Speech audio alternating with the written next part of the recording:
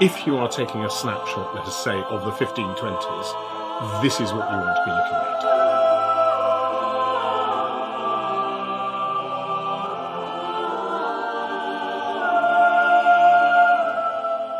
So we're looking here at the Arundel or Lambeth Choirbook, which in the Lambeth Palace Library collections is manuscript number 1, produced, as near as we can tell, about 1525. So we're celebrating its 500th anniversary this year.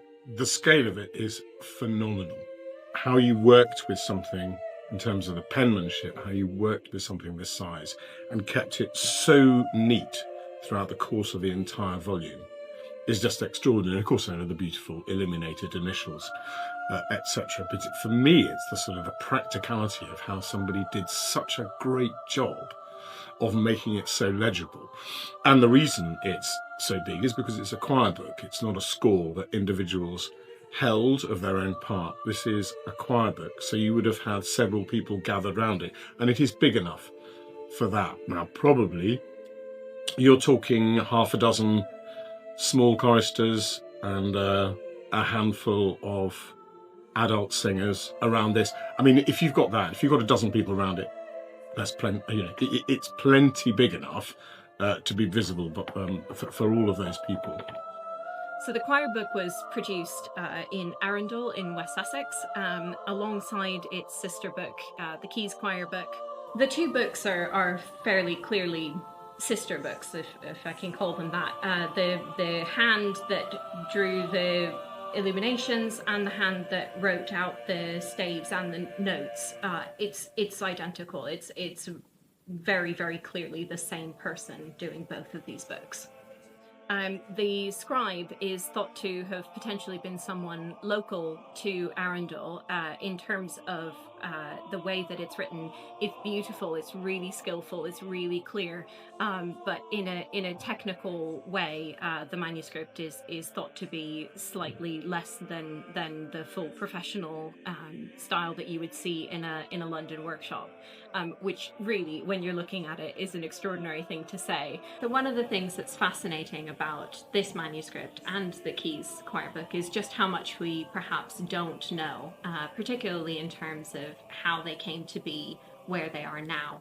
So in the case of the Lambeth book, various scholars and historians have theorised as to how the book passed from its home in Arundel in Sussex into the hands of the Archbishop of Canterbury and into this library. But there are a few inscriptions, particularly on this final leaf that we've just turned to, that really are quite mysterious.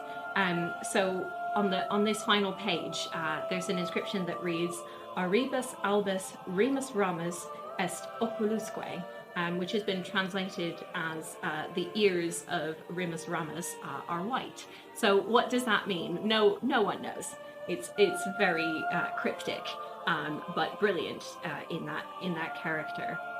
There's also on this same page an inscription which reads, as near as I can read it, Elizabeth Twinehoe. And I don't know who this person is. It hasn't been included in the narrative so far as to how this book came to Lambeth. And you can see that she's written her name once in full and then twice just in fragment, which is often thought to be a mark of ownership or at least association with a particular book or manuscript. There's also the start of the word or the name Mary, which could either be the start of a devotional prayer to Blessed Virgin Mary, or it could be a sister or another owner or associate of this book. But the point is that we just don't know, and it's one of those difficult trails of breadcrumbs to try and follow in the history of these books. Good luck with finding an Elizabeth and a Mary in the 16th century. Doesn't narrow it down, does it?